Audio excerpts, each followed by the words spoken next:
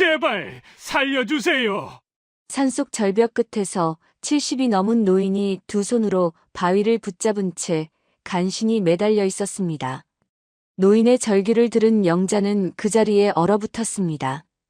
조심스럽게 절벽 끝으로 다가가 아래를 내려다보는 순간 힘겹게 매달려 있는 노인과 발밑에는 수십 미터 아래로 아찔한 낭떠러지가 펼쳐져 있었습니다. 노인의 손이 바위에서 떨어지려던 순간 손 놓지 마세요. 버티세요. 영자는 바닥에 배를 깔고 납작하게 엎드려 두 손으로 노인의 팔을 잇는 힘껏 붙잡았습니다. 하지만 두 사람의 몸이 동시에 절벽 아래로 흔들리기 시작했습니다. 과연 이 산골 노처녀는 절벽 끝에 매달린 이 노인을 살려낼 수 있을까요? 사연 시작 전 구독과 좋아요를 눌러주시고 어디서 듣고 계신지 댓글 남겨주시면 당신의 하루에 작은 기적이 깃들기를 바라겠습니다. 깊은 산골 마을이었습니다. 버스도 들어오지 않는 외딴 산자락, 굽이굽이 비포장 흙길을 한참 올라야 겨우 닿을 수 있는 그런 곳이었어요. 마을이라고 해봤자 집이 몇 채 되지 않았습니다. 그마저도 사람이 떠나고 비어버린 집들이 여럿이었죠. 가을이 깊어가면서 산을 뒤덮은 나뭇잎들이 하나둘 붉고 노랗게 물들기 시작하던 때였어요. 아침 저녁으로 서늘한 바람이 불어오고 풀벌레 소리도 잦아들기 시작하는 계절이었습니다. 그 가파른 산길을 오르는 여자가 있었어요. 45. 김영자였습니다. 이 산골에서 나고 자란 토박이였어요. 허리까지 내려오는 검은 머리를 뒤로 대충 묶었고 낡아서 뒤꿈치가 닳아버린 고무신을 신고 있었습니다. 한 손에는 지팡이 하나를 짚고 다른 손으로는 염소줄을 쥔 채 가파른 산길을 묵묵히 올랐어요.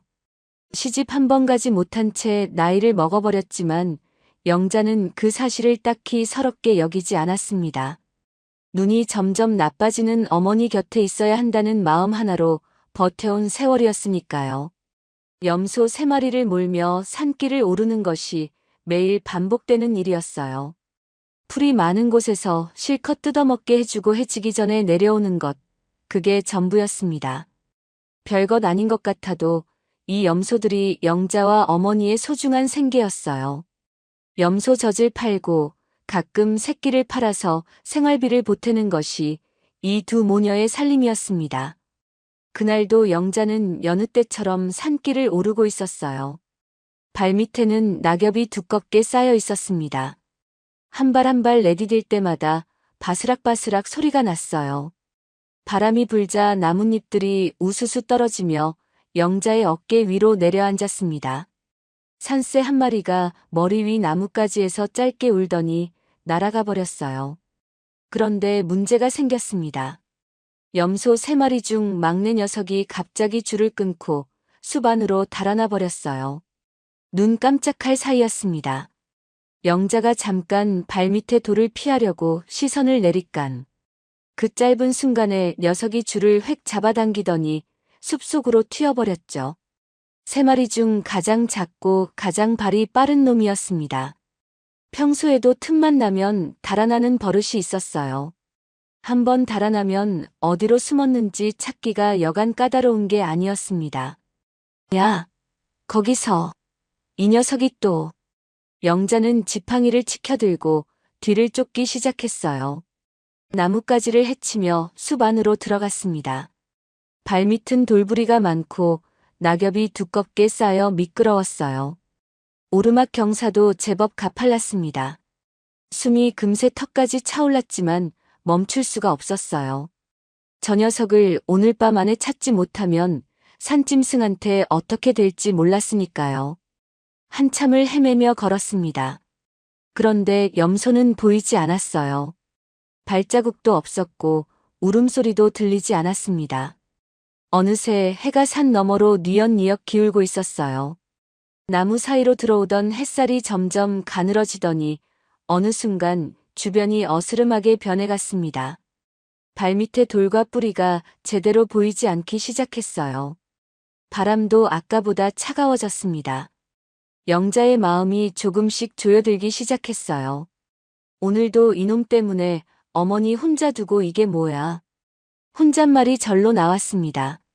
저녁이 되면 어머니는 마루 끝에 앉아 영자가 내려오기만을 기다리셨어요. 눈이 많이 나빠지셔서 혼자서는 불도 제대로 켜지 못하셨습니다. 밥도 혼자 차려 드시기 힘드셨죠. 어서 찾아서 내려가야 했어요.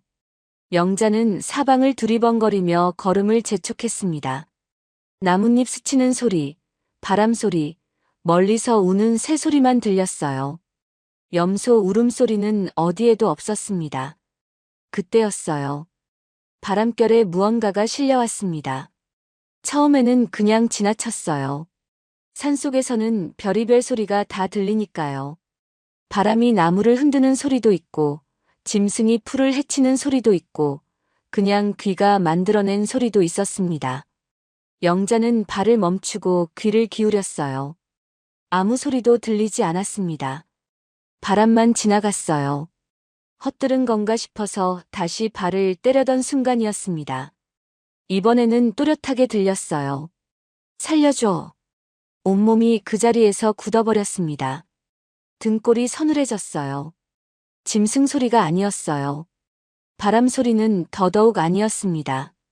사람 목소리였어요. 기운이 바닥난 사람이 있는 힘을 다 짜내듯 내뱉는 가늘고 떨리는 목소리였습니다. 설마 사람이야? 영자는 주변을 천천히 둘러봤어요. 아무도 보이지 않았습니다. 나무와 어둠뿐이었어요. 망설여졌습니다. 발밑은 미끄럽고 어둠은 점점 짙어지고 있었어요. 소리가 난 방향을 가늠해 보니 마을 사람들이 오래전부터 가까이 가지 말라고 당부하던 절벽 쪽이었습니다. 아래로 수십 미터는 좋게 되는 깎아지른 낭떠러지였어요. 한번 발을 헛디디면 끝이라는 곳이었습니다. 어릴 때부터 그 근처는 얼씬도 하지 않았어요. 두 발이 부들부들 떨렸습니다. 그런데 또 들렸어요. 이번에는 더 가늘게. 거의 들릴 듯 말 듯하게. 제발 누구 없어요? 영자의 발이 저절로 움직였습니다. 머리가 시킨 게 아니었어요. 그냥 몸이 먼저 반응했습니다. 나뭇가지를 붙잡으며 한 걸음씩 절벽 쪽으로 다가갔어요. 발밑을 살피면서 조심조심 나아갔습니다. 어둠 속에서 나뭇가지가 얼굴을 스쳤지만 멈추지 않았어요. 마침내 절벽 끄트머리에 다다랐습니다. 영자는 무릎을 굽히고 땅을 짚으며 천천히 아래를 내려다봤어요. 그 순간 숨이 딱 멎어버렸습니다. 한 노인이 매달려 있었어요. 절벽 아래로 툭 튀어나온 바위를 두 손으로 붙잡은 채 버티고 있었습니다. 두 발은 허공에서 버둥거리고 있었어요. 손등에서는 피가 흘러내리고 있었습니다. 손가락이 바위 표면에 긁히면서 작은 돌 조각들이 우수수 떨어지고 있었어요. 손가락이 조금씩, 아주 조금씩 미끄러지고 있었습니다. 얼마나 오래 저러고 버텨온 걸까요? 노인의 얼굴은 하얗게 질려 있었어요. 눈 아래가 거무스름하게 꺼져 있었고 입술은 바짝 말라서 파르르 떨리고 있었습니다. 머리카락은 흐트러진 채 이마에 달라붙어 있었어요. 온몸이 가늘게 떨리고 있었습니다. 그 와중에도 노인은 고개를 들어 위를 올려다봤어요. 눈이 마주쳤습니다. 노인은 남은 힘을 마지막 한 방울까지 다 짜내듯 외쳤어요. 제발 살려주세요. 그 목소리가 산속에 울려 퍼졌습니다. 떨리고 갈라진 목소리였어요. 그 짧은 한마디 안에 얼마나 많은 두려움과 절박함이 담겨 있었던 걸까요? 영자는 그 눈빛을 똑바로 마주봤습니다. 포기하지 않겠다는 눈빛이었어요. 살고 싶다는 눈빛이었습니다. 영자의 두 손이 땅을 꽉 짚었습니다. 이를 악물었어요. 영자의 두 손이 땅을 꽉 짚은 채로 굳어 있었습니다. 절벽 아래에서 올려다보는 노인의 눈빛이 머릿속을 떠나지 않았어요. 살고 싶다는 눈빛, 제발 놓지 말아달라는 눈빛이었습니다. 아래를 다시 내려다봤어요. 아찔했습니다. 수십 미터 아래로 뾰족한 바위들이 삐죽삐죽 솟아 있었어요. 영자가 무릎을 짚은 채 발밑에 흙을 건드렸더니 부스러져 아래로 떨어졌습니다. 한참이 지나서야 바닥에 닿는 소리가 들렸어요. 그만큼 높은 곳이었습니다. 저 아래로 떨어지면 어떻게 되는지는 굳이 생각할 필요도 없었어요. 노인의 손이 또 한 번 미끄러졌습니다. 손가락 2개가 바위 끝을 겨우 걸치고 있었어요. 손등에서 흘러내린 핏줄기가 바위를 타고 방울방울 떨어지고 있었습니다. 노인의 팔 전체가 파들파들 떨리고 있었어요. 얼마나 오래 저러고 버텼던 걸까요? 버틸 힘이 바닥나고 있다는 게 위에서도 느껴졌습니다. 이제 끝이야. 노인이 힘없이 중얼거렸어요. 눈꺼풀이 스르르 내려앉기 시작했습니다. 체념한 사람의 얼굴이었어요. 그 순간 영자가 벌떡 일어섰습니다. 아니에요. 아직 안 떨어졌잖아요. 눈 감으면 안 돼요. 목청껏 소리를 질렀어요. 그냥 입에서 터져 나왔습니다. 노인의 눈꺼풀이 다시 떠졌어요. 가늘게 뜬 눈으로 영자를 올려다봤습니다. 망설일 시간이 없었어요. 영자는 빠르게 주변을 훑었습니다. 절벽 끄트머리 바로 옆 팔뚝만큼 굵은 소나무 뿌리 하나가 땅 위로 길게 드러나 있었어요. 얼마나 깊이 박혀 있는지는 알 수 없었습니다. 그래도 지금 당장 쓸 수 있는 건 그것뿐이었어요. 영자는 허리춤에 묶어온 염소줄을 끌었습니다. 손이 떨렸어요. 매듭이 쉽게 풀리지 않았습니다. 이를 악물고 손가락으로 비틀고 또 비틀었어요. 겨우 풀렸습니다.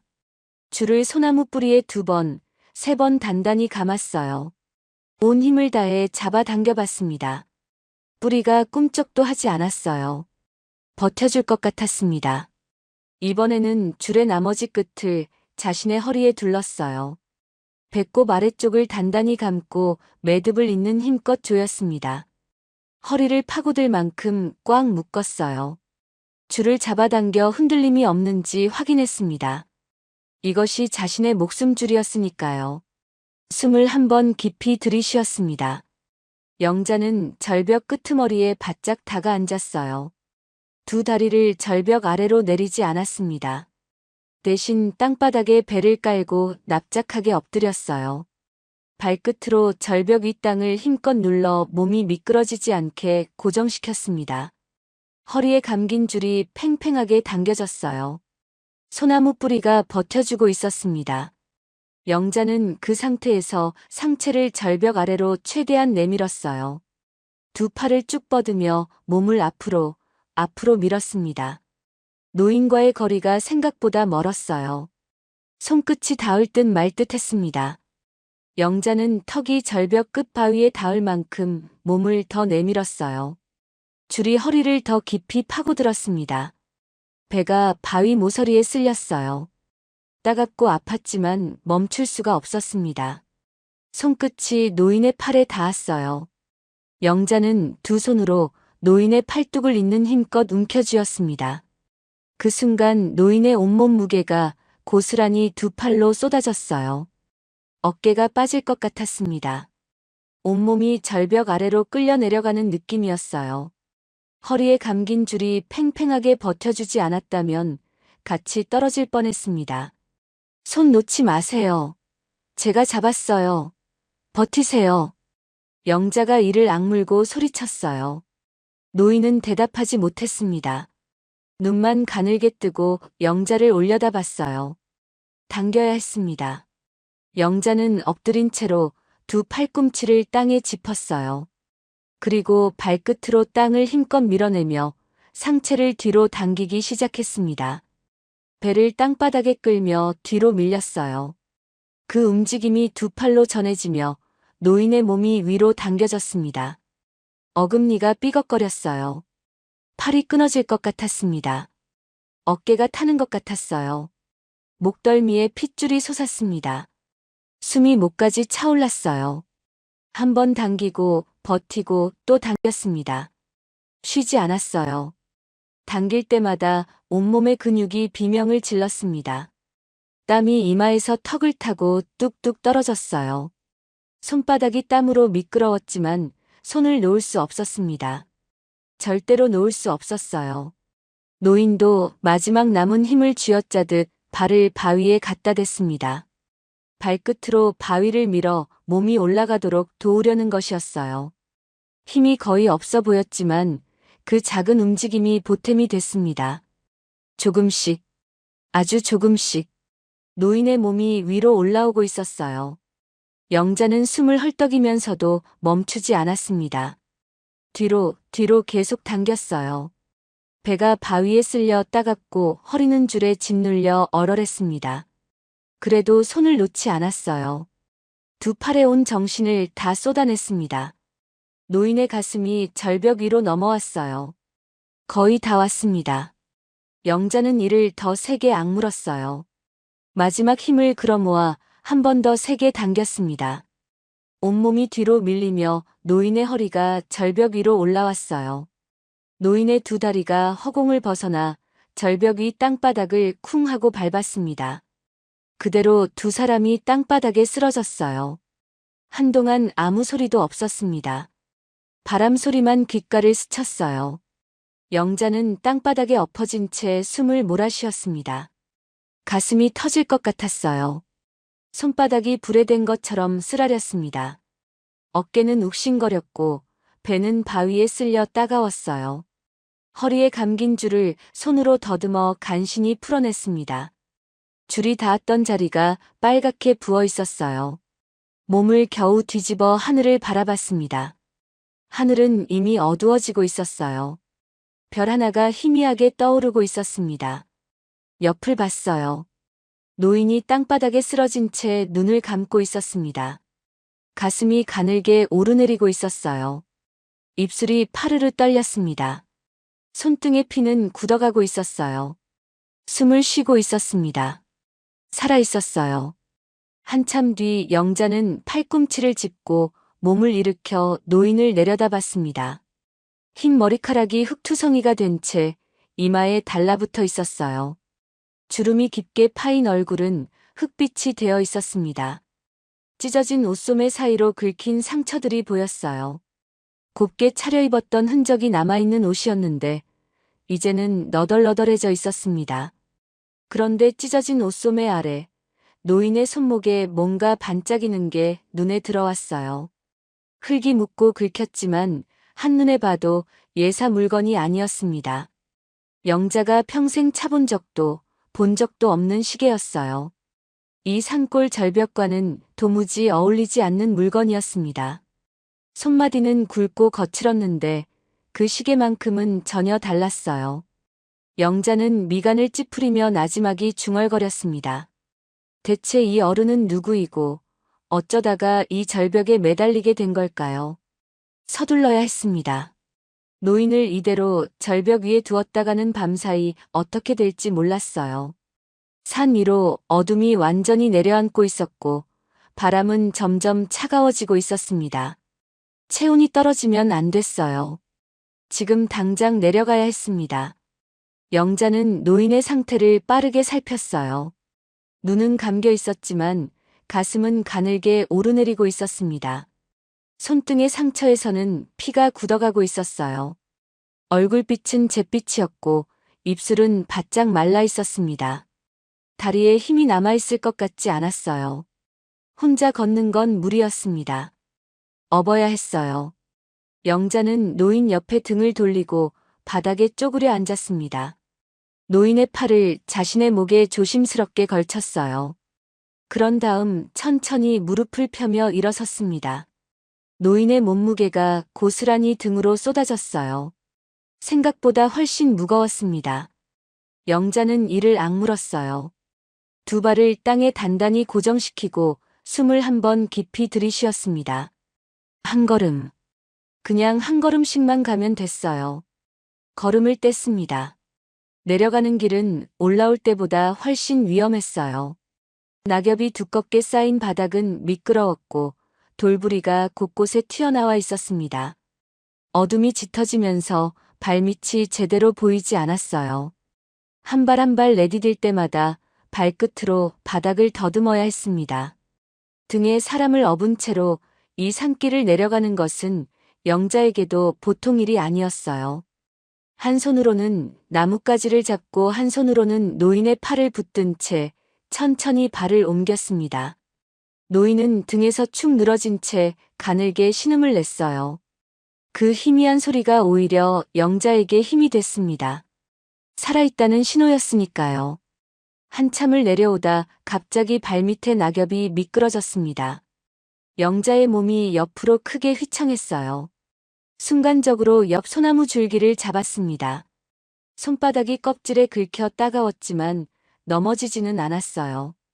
심장이 쿵 내려앉았습니다. 등에 엎인 노인이 미끄러질 뻔했어요. 영자는 노인의 팔을 더 단단히 붙잡고 잠깐 멈춰 숨을 골랐습니다. 다리가 후들거렸어요. 그래도 멈출 수 없었습니다. 다시 발을 뗐어요. 걸으면서 자꾸 같은 생각이 머릿속을 맴돌았어요. 이 어른이 왜 저 절벽에 매달려 있었던 걸까요? 발을 헛디딘 것 치고는 이상했습니다. 등산을 나온 사람이라면 이 깊은 산속까지 저런 차림으로 혼자 올 리가 없었어요. 옷이 등산복이 아니었습니다. 구겨지고 찢어지긴 했지만 처음에는 제법 잘 차려입은 옷이었던 게 분명했어요. 넥타이 자락이 옷깃에 걸려 있었습니다. 이 산속에서 넥타이라니요. 그리고 의식이 흐릿한 채로 중얼거린 그 말이 자꾸 귓가에 맴돌았어요. 민서가 왜? 영자는 못 들은 척 지나쳤지만 사실은 똑똑히 들었습니다. 누군가의 이름이었어요. 그 짧은 한마디에는 분노도 아니고 그리움도 아닌 뭔가 설명하기 어려운 감정이 담겨 있었습니다. 배신당한 사람이 내뱉는 목소리 같기도 했어요.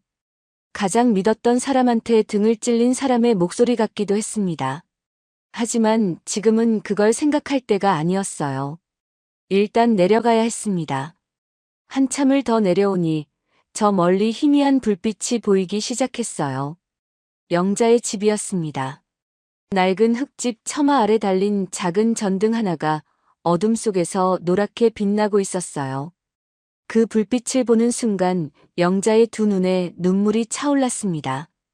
안도감이었는지 지침이었는지 스스로도 알 수 없었어요. 그냥 다리에 힘을 더 줬습니다. 조금만 더. 저기까지만 가면 됐어요. 마당에 들어서자 방문이 열렸습니다. 어머니 박순덕이 마루 끝에 서서 어둠 속을 내다보고 있었어요.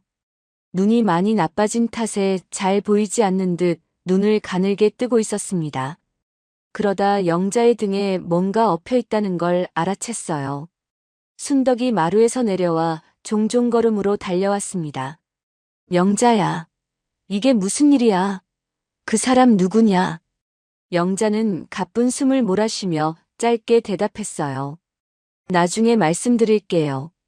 일단 안으로 모셔야 해요. 두 사람이 힘을 합쳐 노인을 방 안으로 데려갔습니다. 순덕이 재빨리 이불을 폈어요. 영자는 노인을 조심스럽게 이불 위에 눕혔습니다. 노인의 몸이 바닥에 내려앉는 순간 가늘고 짧은 신음이 새어나왔어요. 그래도 눈은 뜨지 못했습니다. 순덕은 말 한마디 없이 부엌으로 달려갔어요. 잠시 뒤 따뜻한 물을 대야에 담아 들어왔습니다. 오래 살아온 사람의 몸에 밴 손길이었어요. 말하지 않아도 뭘 해야 하는지 알았습니다. 영자는 찬장을 뒤져 소독약과 헌 헝겊을 꺼냈어요. 예전에 어머니 발목을 다쳤을 때 사두었던 것들이었습니다. 노인의 손등부터 닦아냈어요. 바위에 긁혀 피딱지가 여러 군데 앉아 있었습니다. 소독약을 헝겊에 적셔 조심조심 닦아냈어요. 노인의 손이 거칠었습니다. 손마디가 굵고 손바닥에는 오래된 굳은 살이 단단하게 박혀 있었어요. 젊은 시절 고생을 많이 한 사람의 손이었습니다. 그런데 그 거친 손목에 감긴 시계는 여전히 번듯했어요. 흙이 잔뜩 묻어 있었지만 닦아내면 빛이 날 것 같은 물건이었습니다. 영자가 평생 본 적 없는 종류의 시계였어요. 순덕이 따뜻한 물수건을 노인의 이마 위에 올려놓았습니다. 그런 다음 노인의 얼굴을 가만히 들여다봤어요. 방 안이 조용했습니다. 작은 전등 불빛이 노인의 얼굴을 노랗게 비추고 있었어요. 그런데 순덕의 손이 그 자리에서 딱 멈췄습니다. 노인의 얼굴을 바라보는 순덕의 표정이 서서히 굳어갔어요. 눈을 가늘게 뜨고 노인의 얼굴을 한참 들여다봤습니다. 고개를 조금 앞으로 내밀었어요. 뭔가를 떠올리려는 것 같았습니다. 아니면 믿기지 않는 것을 눈으로 직접 확인하려는 것 같기도 했어요. 순덕의 두 손이 무릎 위에서 천천히 모아졌습니다. 주름진 두 손이 가볍게 떨리고 있었어요. 영자가 고개를 들어 어머니를 봤습니다. 어머니, 왜 그러세요? 순덕은 대답하지 않았어요. 노인의 얼굴에서 눈을 떼지 못했습니다. 바로 그때였어요. 노인의 눈꺼풀이 아주 천천히 떠졌습니다. 처음에는 실눈으로 떴어요. 초점 없이 천장을 바라보다가 옆으로 고개를 돌렸습니다. 눈앞에 순덕이 있었어요. 노인의 눈이 그 자리에서 멈췄습니다. 순덕도 굳어버렸어요.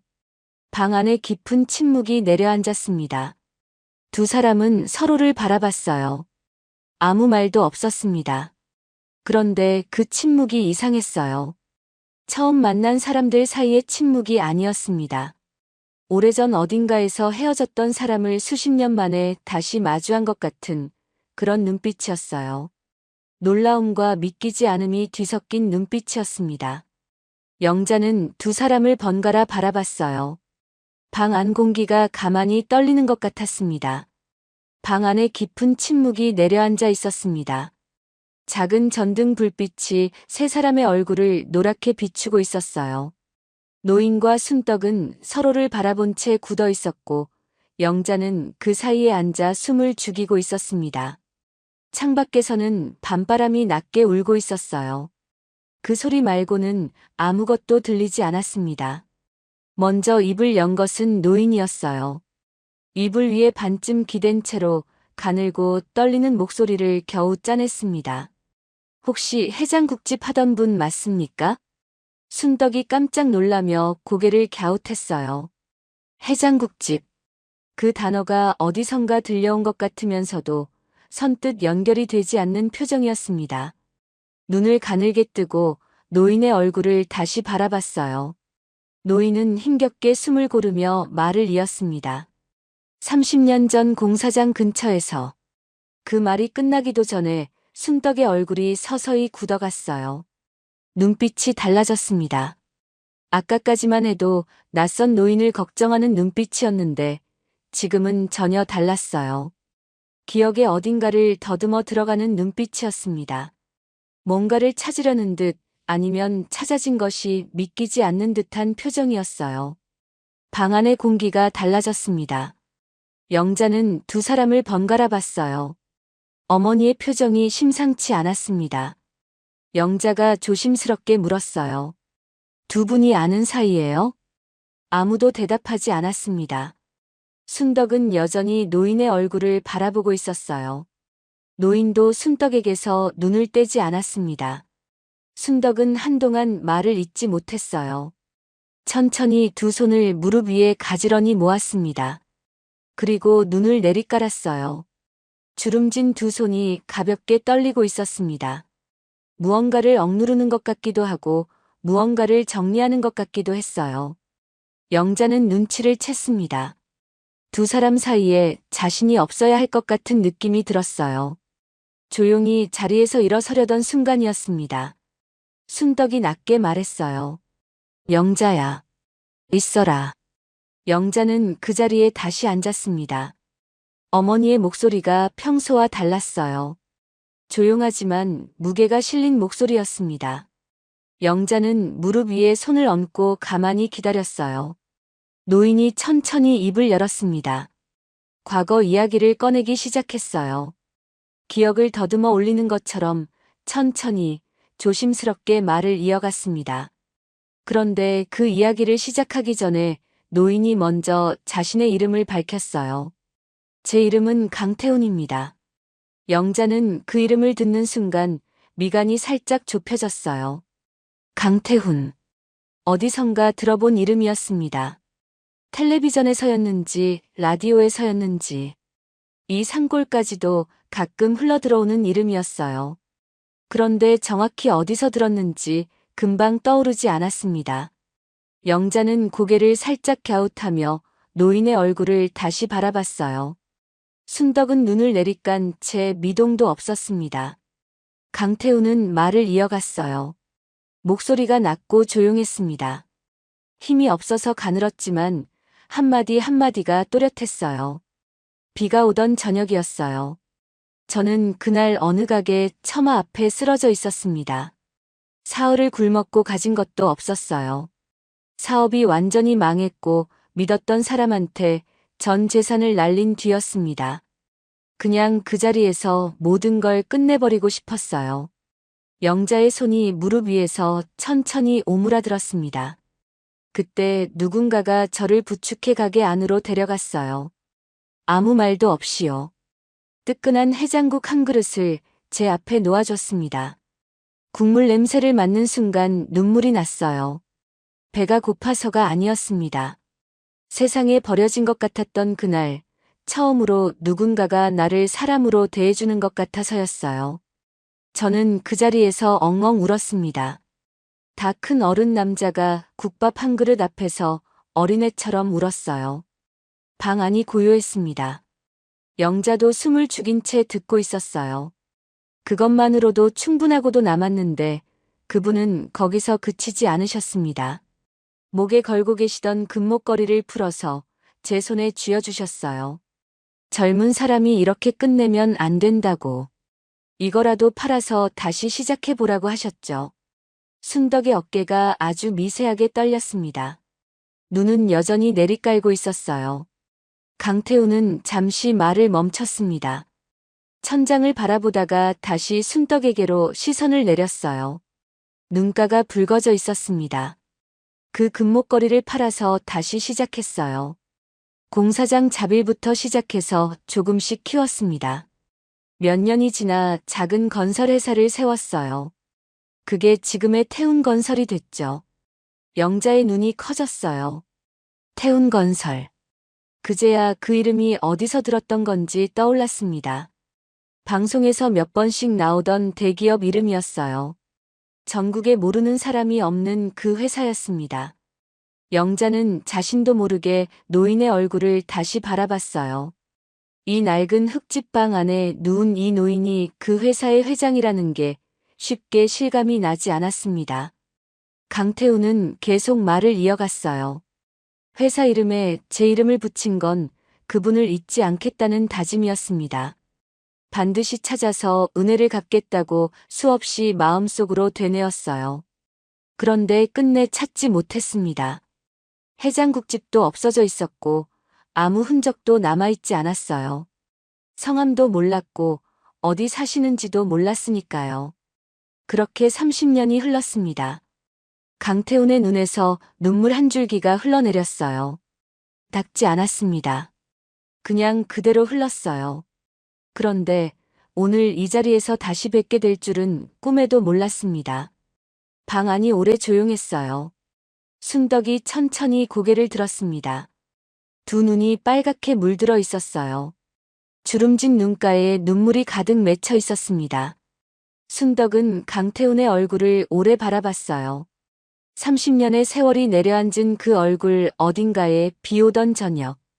처마 밑에 쓰러져 있던 그 청년의 흔적이 남아 있었습니다. 그 눈빛이었어요. 절박했던 그 눈빛이 지금도 그 눈 속에 있었습니다. 그때 그 청년이 당신이었군요. 순덕의 목소리가 물속에 잠기듯 잦아들었어요. 강태우는 천천히 고개를 끄덕였습니다. 그 순간 순덕의 눈에서 눈물이 소리 없이 흘러내렸어요. 주름진 뺨을 타고 턱 끝까지 흘렀습니다. 순덕은 두 손으로 얼굴을 감쌌어요. 어깨가 가늘게 떨렸습니다. 평생 감정을 꾹꾹 눌러온 사람이 우는 방식이었어요. 소리도 없고 울음도 없었습니다. 그냥 눈물만 흘렀어요. 영자는 두 사람의 모습을 바라보다가 자신도 모르게 눈시울이 뜨거워졌습니다. 30년이라는 세월이 이 낡고 작은 방 안에서 조용히 만나고 있었어요. 아무도 설명하지 않아도 그 무게가 공기 속에 고스란히 담겨 있었습니다. 영자는 조용히 자리에서 일어났어요. 부엌으로 나가 물을 올렸습니다. 뭔가 따뜻한 것을 끓여드려야 할 것 같았어요. 말로는 아무것도 할 수 없는 밤이었습니다. 그냥 따뜻한 것 하나를 내드리는 것, 그것뿐이었어요. 부뚜막 앞에 쪼그려 앉아 불을 지피면서 영자는 생각했습니다. 어머니가 30년 전에 낯선 청년에게 건넨 것도 이것이었겠구나 하고요. 따뜻한 국물 한 그릇, 그리고 아무 말 없이 곁에 있어주는 것. 물이 끓기 시작했어요. 부엌에 뿌연 김이 피어올랐습니다. 부엌에서 물 끓는 소리가 조용히 들려오고 있었습니다. 영자가 부뚜막 앞에 쪼그려 앉아 불을 지피는 동안 방 안에서는 강태훈이 말을 이어가고 있었어요. 순덕은 여전히 눈을 내리깔고 있었습니다. 두 손을 무릎 위에 얹은 채 미동도 없었어요. 강태훈의 이야기는 30년 전으로 거슬러 올라갔습니다. 그 시절 서울 마포 쪽에는 큰 건설 공사가 한창이었어요. 아파트 단지를 새로 짓는 공사였습니다. 아침부터 저녁까지 포클레인 소리와 망치 소리가 쉬지 않고 울려 퍼졌어요. 공사장 주변 골목에는 노동자들을 상대로 밥을 파는 작은 가게들이 하나둘 생겨났습니다. 국밥집, 분식집, 포장마차. 저마다 손님을 끌기 위해 이른 아침부터 연기를 피워 올렸어요. 그 골목 한켠에 낡은 천막 하나를 처마삼아 자리를 잡은 가게가 있었습니다. 작은 해장국집이었어요. 테이블 3개, 의자 6개가 전부였습니다. 메뉴도 해장국 하나뿐이었어요. 하지만 국물 맛이 좋아서 공사판 인부들이 새벽같이 줄을 서는 집이었습니다. 그 가게를 운영하는 사람이 바로 젊은 시절의 박순덕이었어요. 그 무렵 순덕은 30 중반이었습니다. 남편을 일찍 여의고 어린 딸 영자를 혼자 키우던 시절이었어요. 가진 것도 없고 기댈 곳도 없었습니다. 그러나 손이 빠르고 음식 솜씨가 좋았어요. 새벽 4시에 일어나 사골을 끓이고 새벽 6시에 문을 열었습니다. 해가 질 때까지 뚝배기를 나르고 설거지를 하는 것이 순덕의 하루였어요. 가게 한켠 구석에는 늘 어린 영자가 있었습니다. 평상 위에 앉아 공책을 펼쳐놓고 숙제를 하거나 그림을 그렸어요. 손님이 많은 날이면 고개도 들 틈 없이 바쁜 어머니 대신 혼자 조용히 앉아 있었습니다. 순덕은 그 모습을 힐끗 바라볼 때마다 마음이 짠했어요.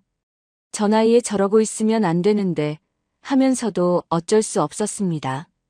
데려다 맡길 곳도 없었으니까요. 그래도 영자는 불평 한마디 하지 않았어요. 그냥 거기 앉아서 어머니가 일하는 모습을 바라보며 기다렸습니다. 어쩌다 눈이 마주치면 씩 웃었어요. 순덕은 그 웃음을 볼 때마다 힘이 났습니다. 그날도 장사를 거의 마칠 무렵이었어요. 해가 지고 골목에 어둠이 내려앉기 시작한 저녁이었습니다. 비가 내리고 있었어요. 부슬부슬 내리는 가을비였는데 바람까지 불어서 꽤 쌀쌀했습니다. 순덕은 천막 안에서 마지막 설거지를 하고 있었어요. 그때 가게 앞 처마 아래에서 무언가 기척이 났습니다. 순덕이 고개를 내밀어 봤더니 사람이 있었어요. 젊은 남자였습니다.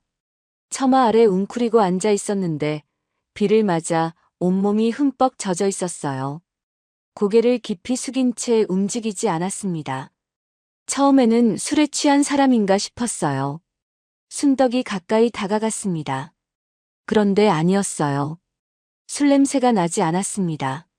남자는 그냥 쓰러져 있었어요. 30이 채 안 돼 보이는 나이였습니다. 얼굴에는 핏기가 없었어요. 입술이 파랗게 질려 있었습니다. 손이 차가웠어요.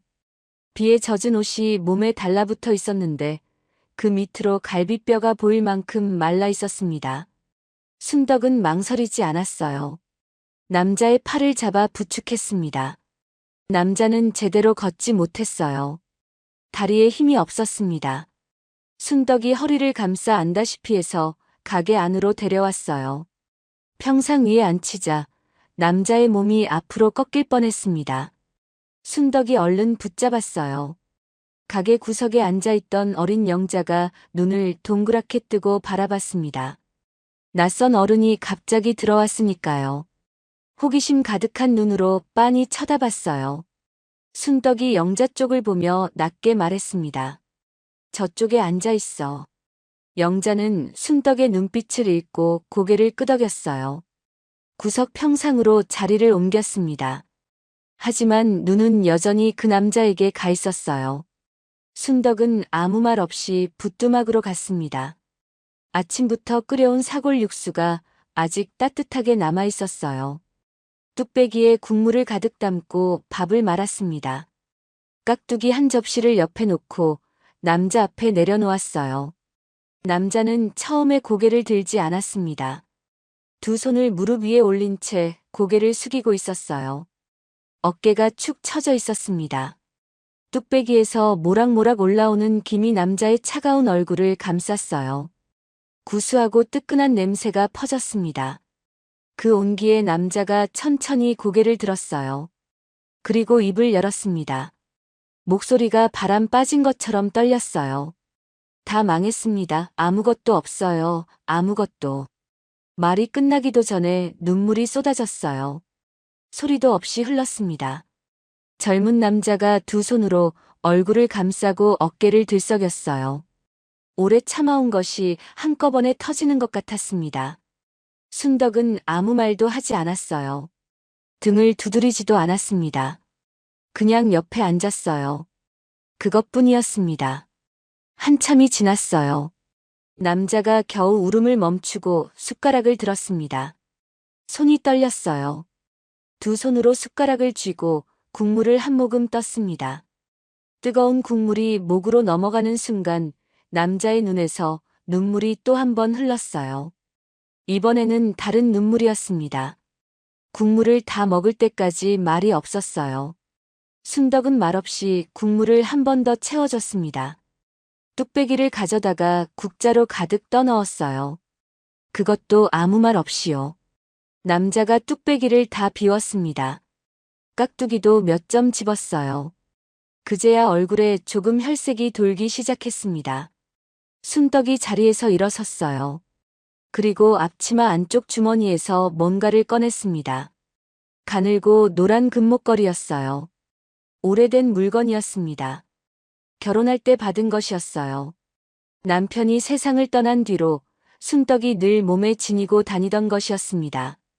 팔 수도 없고 버릴 수도 없어서 그냥 품고 살아온 물건이었어요. 순덕은 그것을 남자의 손에 쥐어줬습니다. 젊은 사람이 이렇게 끝내면 안 되죠. 이거라도 팔아서 다시 시작해보세요. 남자는 손바닥 위에 금목걸이를 내려다봤어요.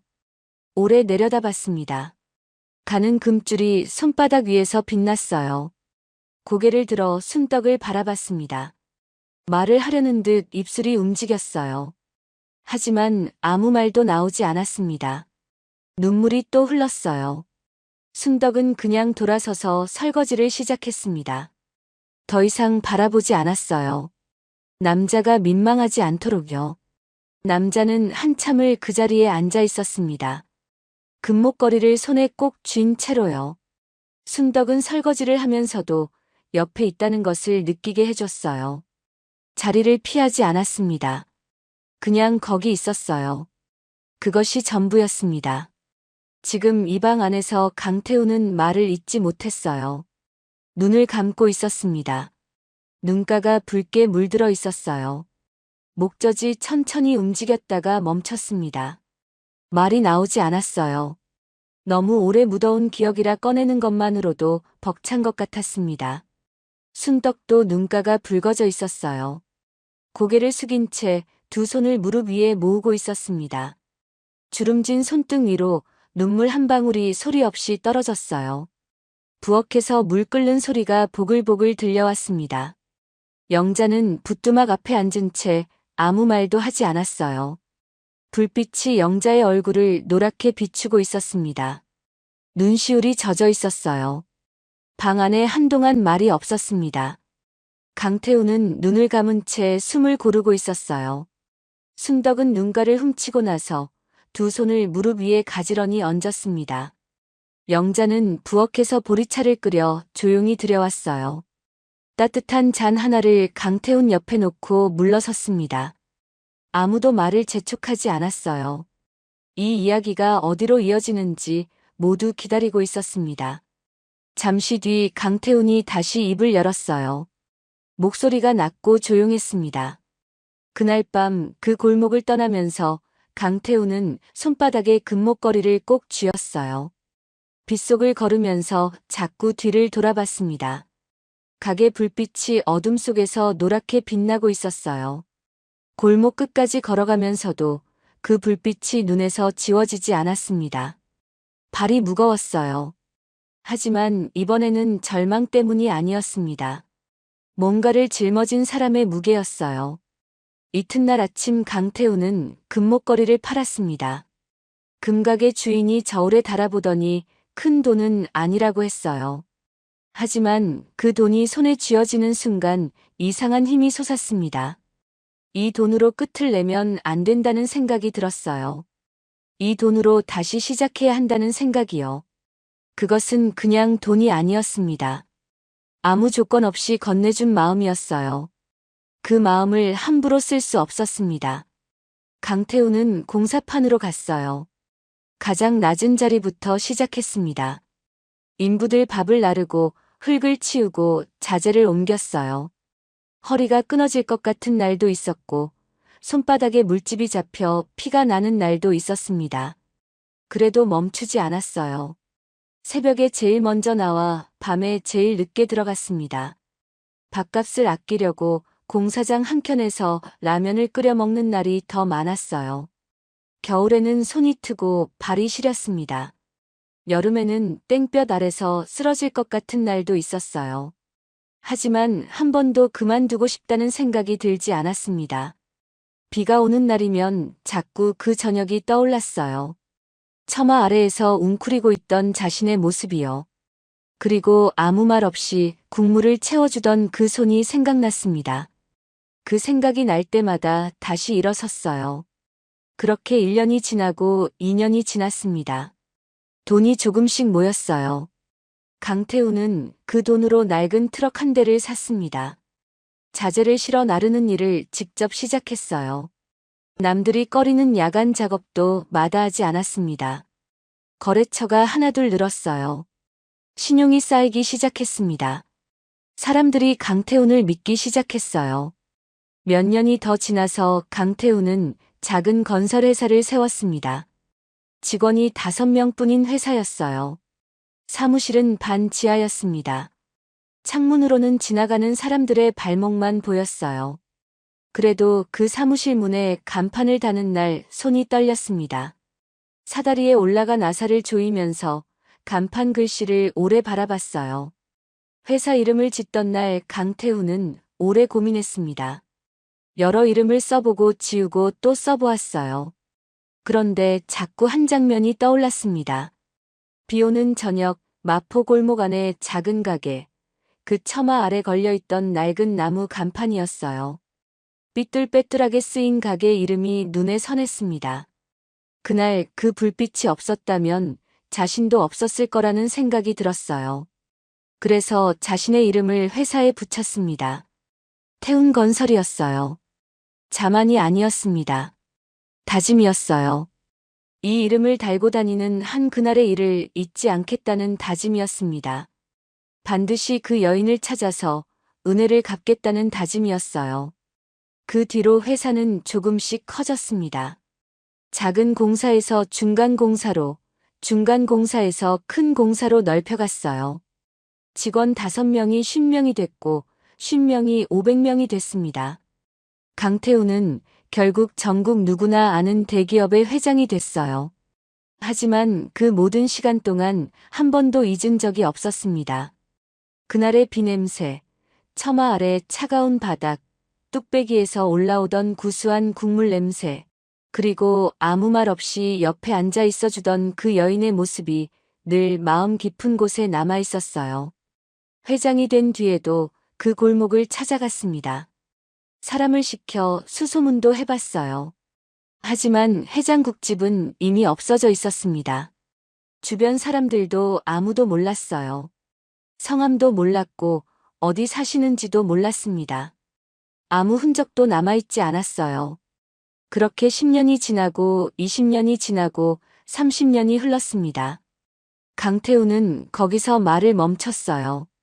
보리차 잔을 두 손으로 감싸 쥔 채 창밖을 바라봤습니다. 창밖은 어두웠어요. 바람 소리만 들렸습니다. 강태훈의 눈가가 다시 붉어졌어요. 그러다 강태훈이 천천히 몸을 일으켰습니다. 영자가 얼른 등을 받쳐줬어요. 강태훈은 힘겹게 상체를 세우더니 순떡 쪽으로 손을 내밀었습니다. 상처나고 주름진 손이었어요. 그 손으로 순덕의 두 손을 감싸 쥐었습니다. 순덕의 손이 작고 차가웠어요. 강태훈은 그 손을 꼭 쥐었습니다. 놓지 않았어요. 찾았습니다. 드디어 찾았습니다. 목소리가 떨렸어요. 낮고 무거운 목소리였는데 그 안에 30년치 감정이 다 담겨 있었습니다. 순덕이 고개를 들었어요. 두 눈이 빨갛게 물들어 있었습니다.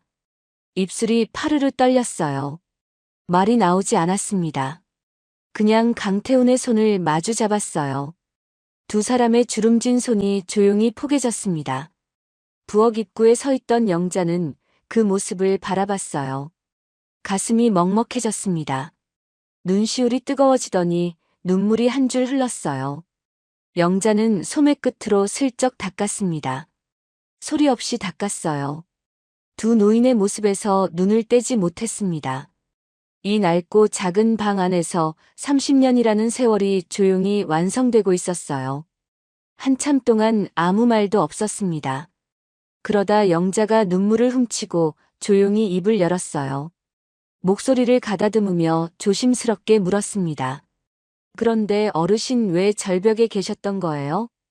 방 안의 공기가 달라졌어요.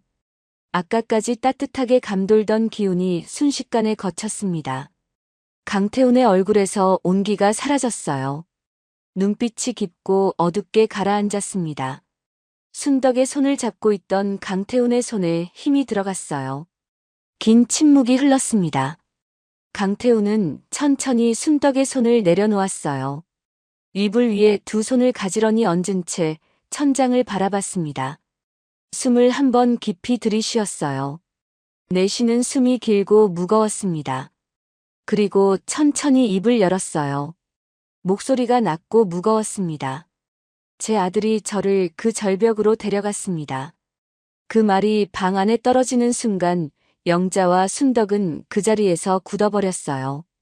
강태훈은 천장을 바라본 채 두 손을 이불 위에 얹고 있었습니다. 눈빛이 멀리 있었어요. 아주 멀리. 순덕이 먼저 낮게 물었습니다. 친아들이?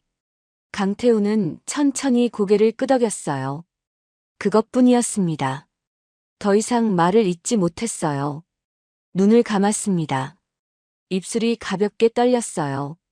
분노인지 슬픔인지 그 자신도 알 수 없는 감정이 얼굴 위로 스쳐 지나갔습니다. 영자는 두 손이 저절로 주먹으로 쥐어졌어요. 손가락 마디가 하얗게 됐습니다. 가슴이 뜨거워졌어요. 경찰에 신고해야죠. 당장이요. 강태훈이 손을 저었습니다. 힘없이 그러나 또렷하게요. 증거가 없으면 안 돼요. 강태훈은 눈을 감은 채 그날의 기억을 천천히 꺼내기 시작했어요. 말하기 싫었지만 말해야 했습니다. 눈앞에 앉은 두 사람이 알아야 했어요. 그날 강민석이 찾아온 것은 이른 오후였습니다. 회장실로 들어온 강민석은 아버지에게 드릴 말씀이 있다며 드라이브를 제안했어요. 오랜만에 둘이서 바람이나 쐬자는 말이었습니다. 강태훈은 별 의심 없이 따라 나섰어요. 아들이 그런 말을 한 것이 워낙 오랜만이라 오히려 반가운 마음이 들었습니다. 차에 올라탄 뒤 강민석은 말이 없었어요. 라디오도 틀지 않았고 어디로 가는지도 말하지 않았습니다. 강태훈은 창밖을 바라보다가 점점 낯선 길로 접어드는 것을 느꼈어요. 시내를 벗어나 외곽도로로 나오더니 산 쪽으로 올라가기 시작했습니다. 어디 가느냐? 강태훈이 물었어요. 강민석은 짧게 대답했습니다. 공기 좋은 데로요. 그 목소리가 이상했어요. 너무 평평했습니다. 감정이 없었어요. 강태훈은 그때 처음으로 뭔가 이상하다는 것을 느꼈습니다.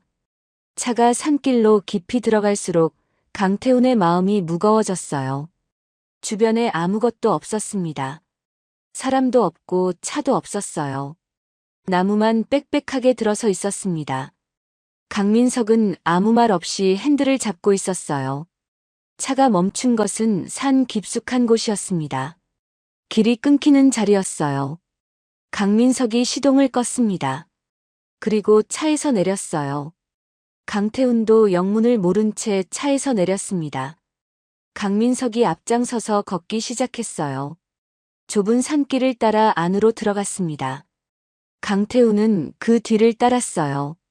발밑에 낙엽이 쌓여 있었고 나뭇가지가 얼굴을 스쳤습니다. 어디로 가는지 알 수 없었어요. 그리고 절벽 앞에 섰습니다. 발밑으로 수십 미터 아래가 펼쳐졌어요. 강태훈은 자기도 모르게 뒤로 물러섰습니다. 그 순간 강민석이 돌아섰어요. 표정이 없었습니다. 눈빛도 없었어요. 그냥 텅 비어 있었습니다. 강민석이 낮게 말했어요. 여기서 끝내야 합니다, 아버지. 강태훈은 그 말을 듣는 순간 온몸이 굳었습니다. 무슨 말인지 이해했어요.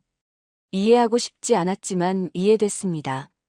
눈앞에 서 있는 사람이 자신의 아들이라는 것도 알았어요. 그러나 그 눈빛은 아들의 눈빛이 아니었습니다. 민서가 이게 무슨 짓이냐? 강태훈의 목소리가 떨렸어요. 강민석은 대답하지 않았습니다. 그냥 한 발 앞으로 다가왔어요. 강태훈은 뒤로 물러섰습니다. 발밑이 절벽 끝이었어요. 더 물러설 곳이 없었습니다. 강민석이 두 손으로 강태훈의 어깨를 밀었어요. 갑작스럽고 강한 힘이었습니다. 강태훈은 중심을 잃고 뒤로 쏠렸어요. 발이 절벽 끝에서 허공으로 떨어졌습니다. 손이 반사적으로 바위를 잡았어요. 간신히 잡혔습니다. 두 손으로 바위를 붙잡은 채 매달렸어요. 아래를 보지 않으려 했지만 발밑이 허공이라는 것이 느껴졌습니다. 강민석은 절벽 위에 서서 내려다봤어요. 잠시 바라보다가 돌아섰습니다. 그리고 걸어갔어요. 뒤를 돌아보지 않았습니다. 발소리가 멀어졌어요. 그리고 아무 소리도 들리지 않았습니다. 강태훈은 혼자였어요. 두 손으로 바위를 붙잡은 채 수십 미터 허공 위에 매달려 있었습니다. 손이 긁혔어요. 피가 났습니다. 팔이 떨렸어요. 얼마나 버틸 수 있을지 알 수 없었습니다. 그렇게 얼마나 지났을까요? 그때 위에서 소리가 들렸어요. 그 소리가 바로 영자의 목소리였습니다. 강태훈은 말을 거기서 멈췄어요. 눈을 감고 있었습니다. 방 안이 조용했어요. 순덕은 두 손을 무릎 위에 모은 채 눈을 내리깔고 있었습니다. 영자는 주먹을 쥔 채 아무 말도 하지 못했어요. 잠시 뒤 강태훈은 영자에게 휴대폰을 다시 건네달라고 했습니다. 그리고 번호를 눌렀어요. 신호가 갔습니다. 한 번, 두 번. 전화가 연결됐어요. 강태훈이 말했습니다. 도윤아. 전화기 너머에서 침묵이 흘렀어요. 그리고 숨을 크게 들이쉬는 소리가 들렸습니다. 회장님 살아계셨군요. 목이 메는 목소리였어요. 그 짧은 한마디에 며칠 동안 얼마나 애가 탔는지가 고스란히 담겨 있었습니다. 최도윤은 20년 넘게 강태훈 곁을 지켜온 사람이었어요. 강태훈이 갑자기 연락이 끊겼을 때 무슨 일이 생겼는지 짐작했을 겁니다. 그러나 확인할 방법이 없었겠죠. 강태훈은 짧게 지시를 전했어요. 회사 지하 주차장 CCTV를 확인할 것, 차량 이동 경로를 추적할 것, 그리고 차량 블랙박스를 확보할 것이었습니다. 통화는 길지 않았어요. 그로부터 몇 시간 뒤 서울 태운건설 본사 보안 관제실에 최도윤이 들어섰습니다. 얼굴이 굳어 있었어요. 눈빛이 날카로웠습니다. 직원들 인사에 짧게 고개만 끄덕이고 곧장 화면 앞에 앉았어요. 며칠 전 날짜의 영상이 재생됐습니다. 지하 주차장 안으로 강민석이 걸어왔어요. 반듯한 양복 차림이었습니다. 잠시 뒤 강태훈이 뒤따라 걸어왔어요. 강민석이 아버지에게 다가가 팔을 잡고 부축했습니다.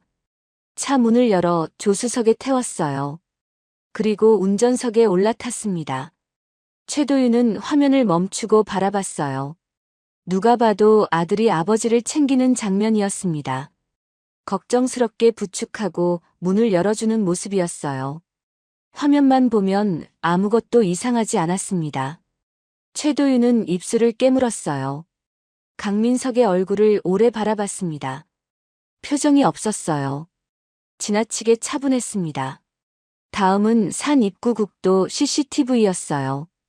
강민석의 차가 국도를 달리다가 산으로 들어가는 좁은 길로 접어드는 장면이 찍혀 있었습니다.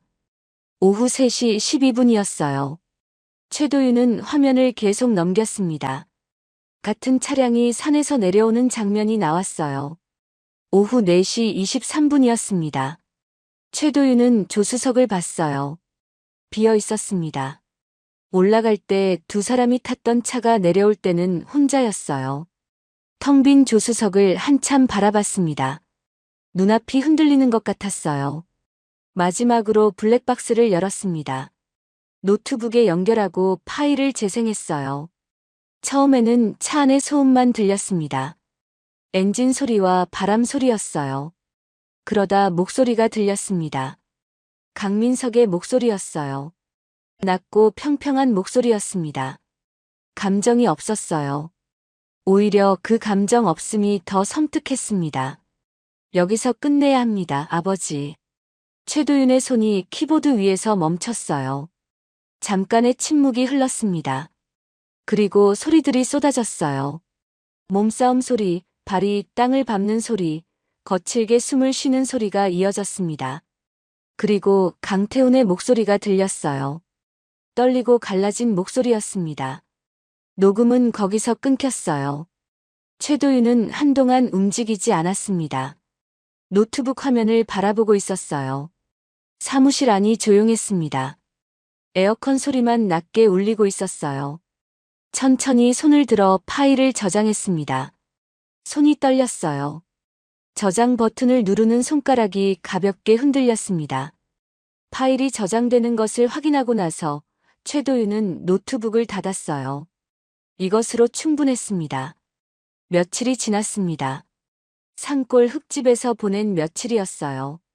강태훈은 영자와 순덕의 보살핌을 받으며 조금씩 기운을 차렸습니다.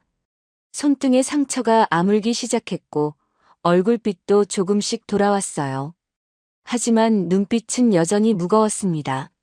마음속에 해야 할 일이 있었어요. 그 일을 끝내기 전에는 아무것도 끝나지 않는다는 것을 알고 있었습니다. 그리고 그날이 왔어요. 태운건설 정기 주주총회가 열리는 날이었습니다. 서울 태운건설 본사 20층 대회의실에는 이른 아침부터 사람들이 모여들었어요. 유리창 너머로 서울 시내가 내려다 보이는 넓은 방이었습니다. 긴 테이블이 양쪽으로 줄지어 놓여 있었어요. 테이블마다 명패가 세워져 있었고 두툼한 자료집이 가지런히 놓여 있었습니다. 정장을 차려입은 주주들이 하나둘 자리를 잡으며 낮은 목소리로 대화를 나눴어요. 분위기가 심상치 않았습니다. 며칠 전부터 회장이 갑자기 연락이 두절됐다는 소문이 사내에 돌고 있었어요. 아무도 정확히 무슨 일인지 몰랐지만 다들 무언가 심상치 않다는 것을 피부로 느끼고 있었습니다. 회의실 입구에서부터 이미 눈빛들이 불안하게 오갔어요. 단상 앞에는 강민석이 서 있었습니다. 짙은 남색 양복에 흰 셔츠, 은빛 넥타이를 맨 강민석은 흠잡을 데 없이 단정했어요. 머리카락 한 올 흐트러지지 않았고 손도 떨리지 않았습니다.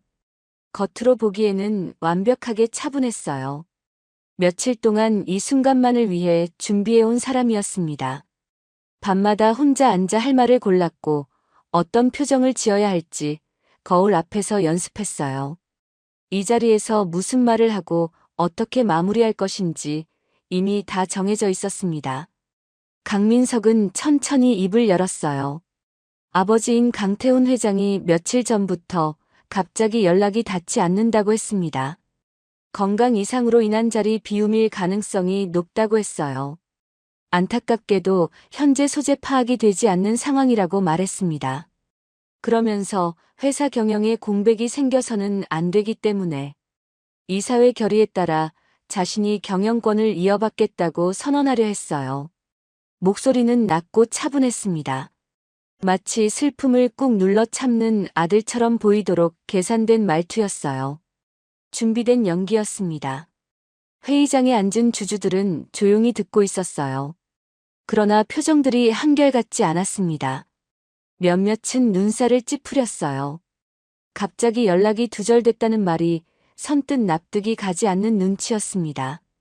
옆 사람과 눈빛을 교환하는 사람도 있었어요. 석연치 않았습니다. 하지만 아무도 먼저 입을 열지 않았어요. 확인된 사실이 없었고 공개적으로 부회장에게 맞설 명분도 없었습니다. 강민석이 다음 말을 꺼내려던 바로 그 순간이었어요. 회의장 뒤쪽 문이 열렸습니다. 소리는 크지 않았어요. 묵직한 문이 천천히 열리는 소리였습니다. 하지만 그 소리에 가장 뒤쪽에 앉아있던 사람들이 먼저 고개를 돌렸어요. 그리고 자리에서 반쯤 일어나는 사람이 생겼습니다. 그 움직임이 앞으로 퍼지기 시작했어요. 물결처럼 번졌습니다. 회의장 안이 술렁였어요. 강태훈이었습니다. 지팡이 하나를 짚고 천천히 걸어 들어오고 있었어요. 얼굴 왼편에 아직 아물지 않은 상처 자국이 남아 있었습니다. 걸음이 조금 느렸어요. 하지만 등은 굽지 않았습니다. 고개를 숙이지 않았어요. 회의장을 가로질러 걸어 들어오는 강태훈의 눈빛은 흔들리지 않았습니다. 넓은 회의장을 지나는 발소리가 조용한 공기 속에 또렷하게 울렸어요. 회의장이 뒤집혔습니다. 여기저기서 낮은 탄성이 터졌어요. 자리에서 일어서는 사람들이 생겼습니다. 서로 귀옛말을 나누는 사람들도 있었어요. 믿기 어렵다는 표정들이었습니다. 며칠 동안 소재를 알 수 없다던 사람이 지금 이 자리에 직접 걸어 들어오고 있었으니까요. 단상에 서 있던 강민석의 얼굴이 하얗게 질렸어요. 눈이 커졌습니다. 손에 쥐고 있던 서류가 바스락 소리를 내며 구겨졌어요. 입이 반쯤 벌어졌습니다. 그 오래 준비해온 차분함이 순식간에 무너져 내렸어요. 며칠을 쌓아온 것들이 한꺼번에 흔들리고 있었습니다. 강민석이 낮게 말했어요. 목소리가 갈라졌습니다. 아버지. 강태훈은 걸음을 멈추지 않았어요. 아들을 똑바로 바라보며 천천히 걸어왔습니다. 아무 말도 하지 않았어요. 대답하지 않았습니다. 그 눈빛 하나로 충분했어요.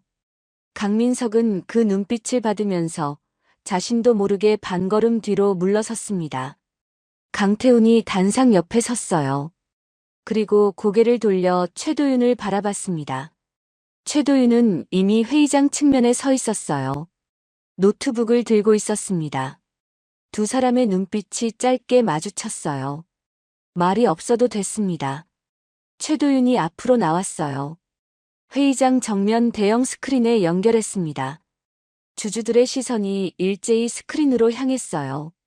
최도윤은 아무 설명도 하지 않았습니다. 그냥 재생 버튼을 눌렀어요. 첫 번째 영상이 나왔습니다. 회사 지하 주차장 CCTV 영상이었어요.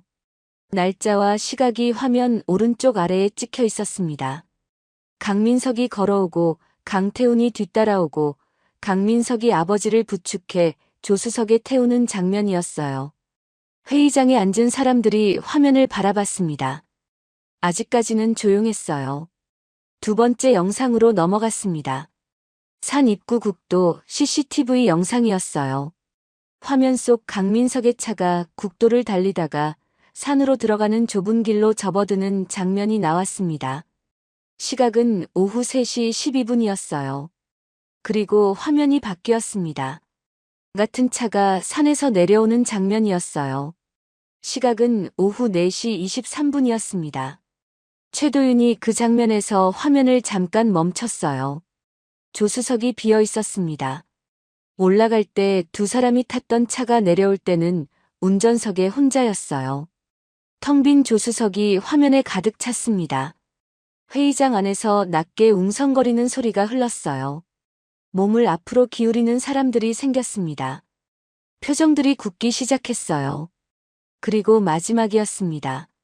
최도윤이 블랙박스 음성 파일을 재생했어요. 스피커에서 소리가 흘러나왔습니다. 처음에는 차 안의 엔진 소리만 들렸어요. 그리고 목소리가 들렸습니다. 여기서 끝내야 합니다, 아버지. 회의장이 굳었어요. 아무도 움직이지 않았습니다. 숨소리조차 들리지 않았어요. 방금 들린 그 목소리가 누구의 것인지 그 자리에 있는 사람이라면 모두 알았습니다. 잠깐의 침묵이 흘렀어요. 그리고 몸싸움 소리가 들렸습니다. 발이 땅을 밟는 소리, 거칠게 숨을 쉬는 소리가 이어졌어요. 그리고 마지막 목소리가 들렸습니다. 민서가 이게 무슨 짓이냐? 강태훈의 목소리였어요. 떨리고 갈라진 목소리였습니다. 그 목소리가 회의장 안을 가득 채웠어요. 그리고 소리가 끊겼습니다. 회의장은 완전히 얼어붙었어요. 아무도 말을 하지 않았습니다. 아무도 움직이지 않았어요. 의자를 끄는 소리도 없었고 종이 넘기는 소리도 없었습니다. 그 넓은 회의장이 숨을 멈춘 것처럼 조용했어요. 강민석은 단상 위에 서 있었습니다. 얼굴빛이 창백한 것을 넘어 흑빛이 돼 있었어요. 손에 쥐고 있던 서류가 바닥으로 흘러내렸습니다. 주웠으면 싶었지만 몸이 움직이지 않는 것 같았어요. 입술이 파들파들 떨렸습니다. 뭔가 말을 하려는 것 같았어요. 하지만 아무 말도 나오지 않았습니다. 강태훈은 아들을 바라봤어요. 말이 없었습니다. 분노도 드러내지 않았어요. 그냥 바라봤습니다. 그 눈빛이 오히려 더 무거웠어요. 회의장 안에 흐르는 침묵이 그 어떤 말보다 무겁게 내려앉아 있었습니다. 블랙박스 음성이 끊기고 나서도 회의장은 한동안 조용했습니다. 아무도 먼저 입을 열지 않았어요.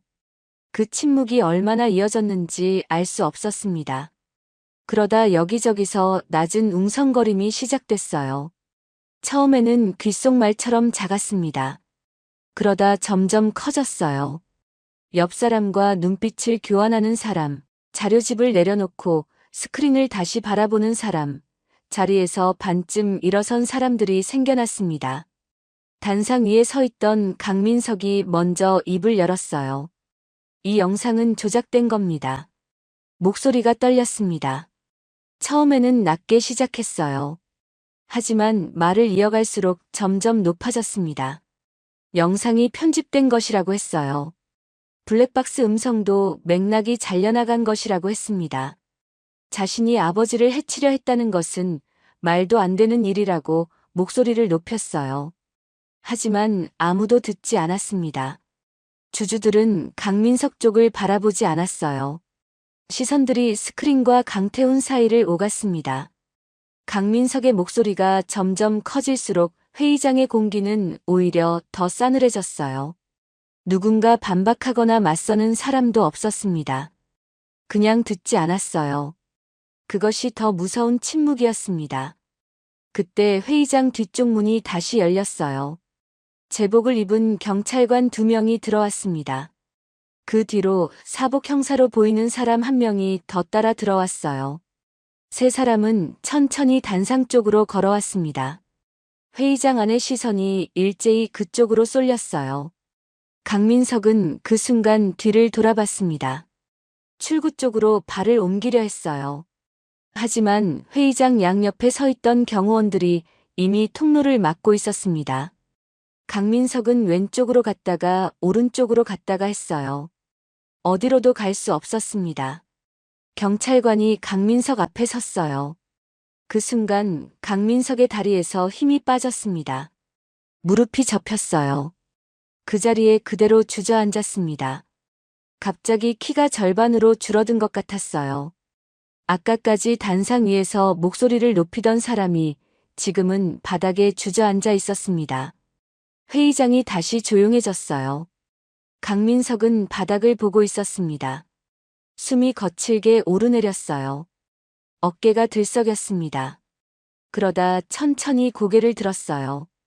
눈앞에 강태훈이 서 있었습니다. 지팡이를 짚은 채 조용히 서 있었어요. 표정이 없었습니다. 눈빛도 차갑지 않았어요. 그냥 바라보고 있었습니다. 강민석이 움직이기 시작했어요. 무릎으로 바닥을 짚었습니다. 그리고 기어가기 시작했어요. 넥타이를 맨 양복 차림으로 대리석 바닥을 무릎으로 기어갔습니다. 회의장에 앉아있던 주주들이 숨을 죽였어요. 아무도 말을 하지 않았습니다. 아무도 움직이지 않았어요. 강민석은 강태훈의 발 앞까지 기어갔습니다. 그리고 두 손을 바닥에 짚었어요. 머리가 바닥을 향해 숙여졌습니다. 어깨가 떨리기 시작했어요. 그러다 소리가 터졌습니다. 아버지 잘못했습니다. 잘못했어요. 오열이었습니다. 참아왔던 것들이 한꺼번에 터지는 소리였어요. 목이 막히고 숨이 끊기는 울음이었습니다. 그 울음소리가 텅 빈 회의장 안을 가득 채웠어요. 높은 천장에 부딪혀 메아리처럼 돌아왔습니다. 강태훈은 움직이지 않았어요. 지팡이를 짚은 채 그 자리에 서 있었습니다. 발 앞에 무릎을 꿇고 우는 아들을 내려다봤어요. 아무 말도 하지 않았습니다. 강민석이 흐느끼다가 고개를 들었어요. 눈이 빨갛게 부어 있었습니다. 눈물과 콧물이 뒤섞인 얼굴이었어요. 48살의 남자가 아버지 앞에서 아이처럼 울고 있었습니다. 그냥 아버지가 저를 한 번만 봐줬으면 그것뿐이었는데 목이 메어 말이 끊겼어요. 다시 이어졌습니다. 어릴 때부터 아버지는 늘 회사 일이 먼저였다고 했어요. 잘했다는 말 한마디 들어본 적이 없다고 했습니다. 그 말들이 울음 사이사이로 새어나왔어요. 논리도 없었고 변명도 아니었습니다. 그냥 오래 쌓인 것들이 터지는 소리였어요. 회의장 안에 있던 사람들은 아무도 말을 하지 않았습니다. 비난하는 사람도 없었어요. 그냥 바라봤습니다. 그 울음이 너무 적나라해서 차마 외면하기도 어려웠어요. 강태훈의 눈가가 미세하게 떨렸습니다. 아주 작게요. 알아채기 어려울 만큼 작은 떨림이었어요. 손이 움직이려는 것 같았습니다. 발 앞에 엎드려 우는 아들 쪽으로 손이 내려가려는 것 같았어요. 하지만 끝내 손을 내밀지 않았습니다. 경찰관이 천천히 앞으로 나왔어요. 강민석의 팔을 잡고 일으켰습니다. 강민석은 저항하지 않았어요. 몸에 힘이 없었습니다. 경찰관이 수갑을 꺼냈어요. 찰칵 소리가 났습니다. 차갑고 작은 소리였어요. 강민석의 두 손목에 수갑이 채워졌습니다. 수갑이 채워지는 순간 강민석의 울음이 멈췄어요. 거짓말처럼 멈췄습니다. 고개가 아래로 떨어졌어요. 더 이상 아무 소리도 나지 않았습니다. 경찰관이 강민석을 이끌고 회의장을 빠져나갔어요. 발소리가 조용히 멀어졌습니다. 강태훈은 그 뒷모습을 바라봤어요. 문이 닫힐 때까지 바라봤습니다. 문이 닫히고 나서도 한참을 그쪽을 바라봤어요. 분노한 얼굴이 아니었습니다. 그렇다고 슬픈 얼굴도 아니었어요. 무엇이라고 이름 붙이기 어려운 얼굴이었습니다. 오래 살아온 사람만이 지을 수 있는 표정이었어요. 강태훈은 깊게 한숨을 내쉬었습니다. 그리고 고개를 천천히 숙였어요. 주주총회는 그렇게 끝났습니다. 의장의 마무리 선언도 없었어요. 그냥 사람들이 하나둘 조용히 자리를 떴습니다. 누구도 말을 많이 하지 않았어요. 회의실 문이 열리고 닫히는 소리만 반복됐습니다. 최도윤이 강태훈 곁으로 다가왔어요. 아무 말도 하지 않았습니다. 그냥 옆에 섰어요. 두 사람은 텅 빈 회의장에 나란히 남았습니다. 긴 테이블 위에 자료집들이 그대로 놓여 있었어요. 명패도 그대로였습니다. 방금 전까지 수십 명이 가득 앉아 있던 자리들이 한꺼번에 비어버렸어요. 강태우는 그 빈자리들을 천천히 둘러봤습니다. 아무 말도 하지 않았어요. 며칠이 지났습니다.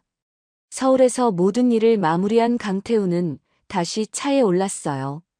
최도윤이 운전했습니다. 차가 서울을 벗어나 고속도로로 접어들었어요. 산이 가까워질수록 공기가 달라졌습니다. 창문 너머로 나무들이 보이기 시작했어요.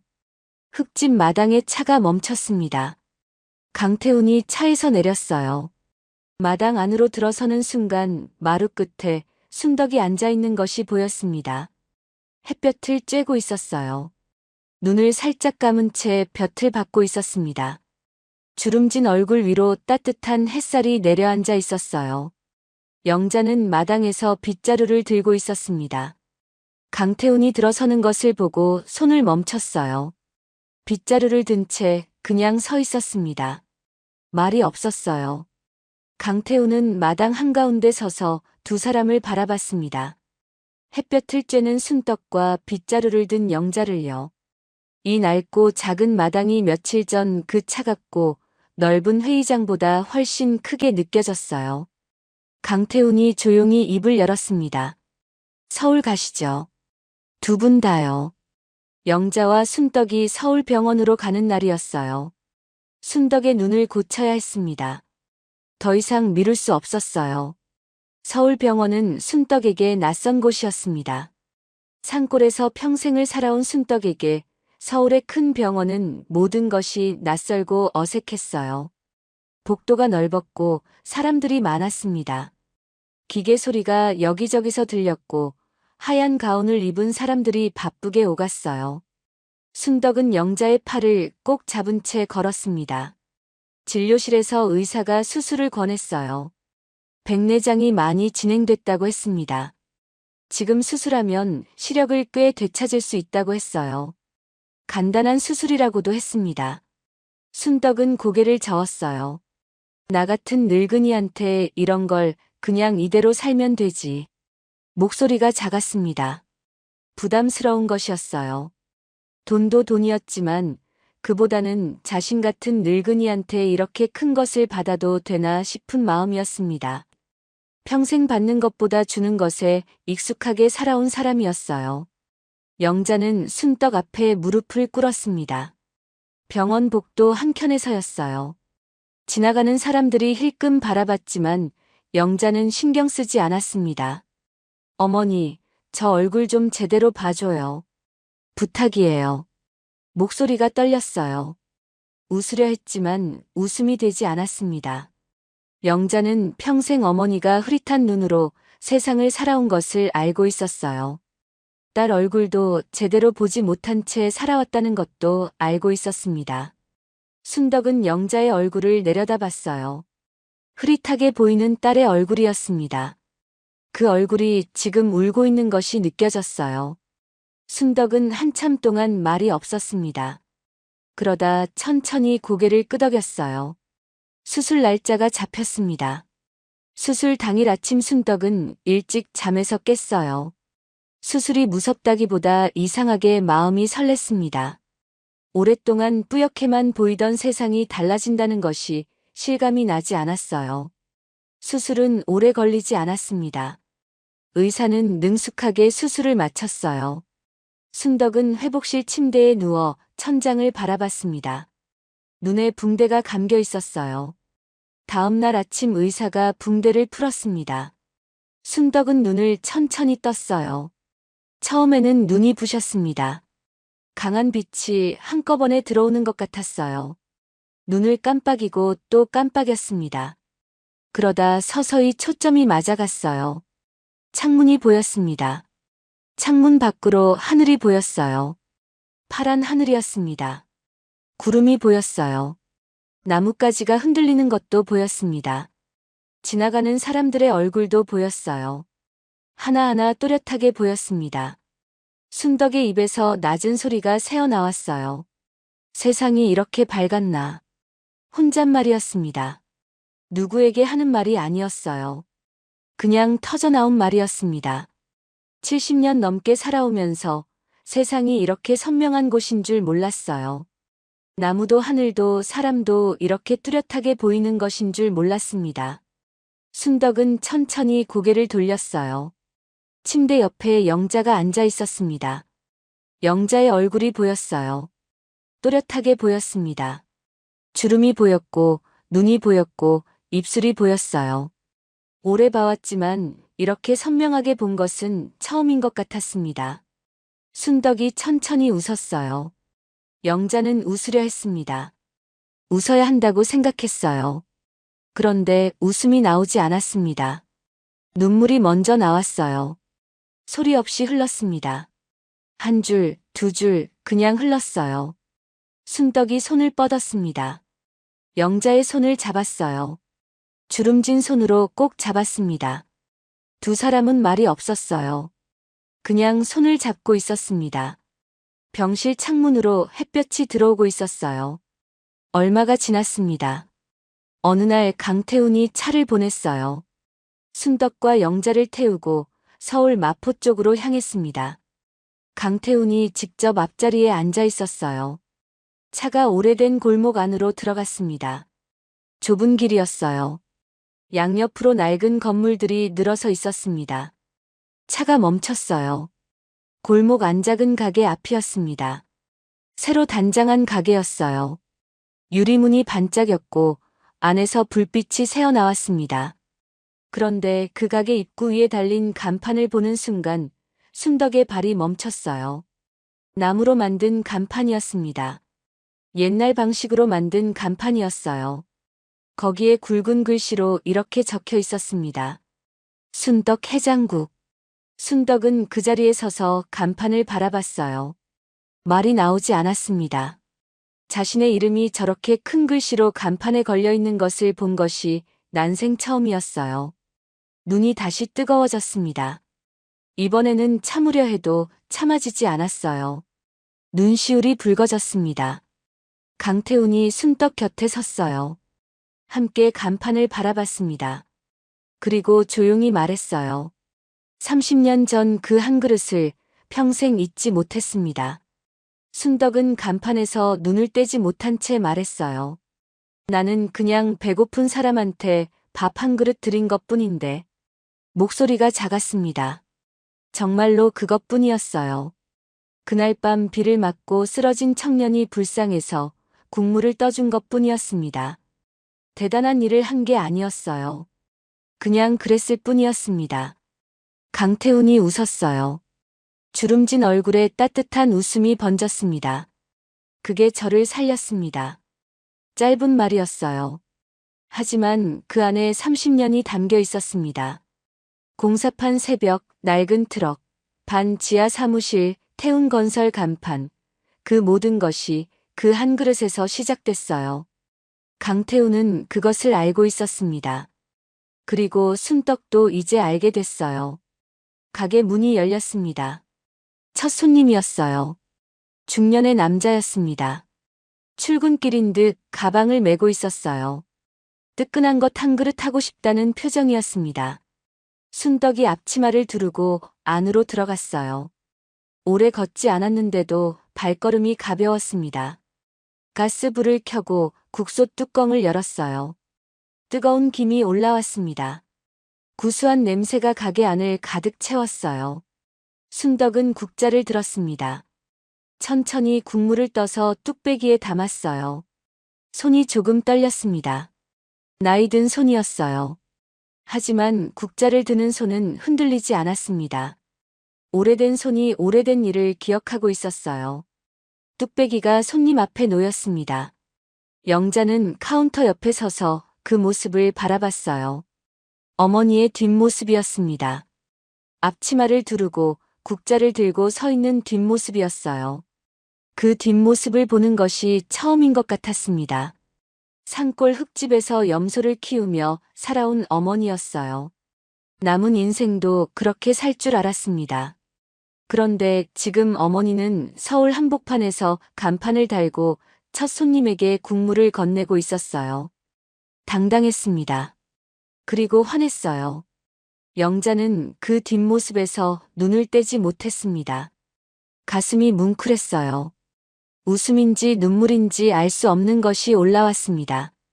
영자는 그냥 바라봤어요. 어머니의 뒷모습을요. 가게 안에 국물 냄새가 가득 찼습니다. 따뜻했어요. 30년 전 마포 골목 그 저녁처럼요. 그때도 이런 냄새였을 겁니다. 비가 오는 저녁, 낡은 가게, 쓰러진 청년에게 건네던 그 한 그릇. 그 냄새가 지금 이 골목에 다시 피어오르고 있었어요.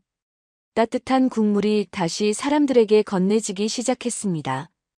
오늘 이야기 함께 해주셔서 감사합니다. 다음 이야기로 다시 찾아뵐 수 있도록 구독과 좋아요 부탁드립니다. 오늘도 함께 해주셔서 감사합니다.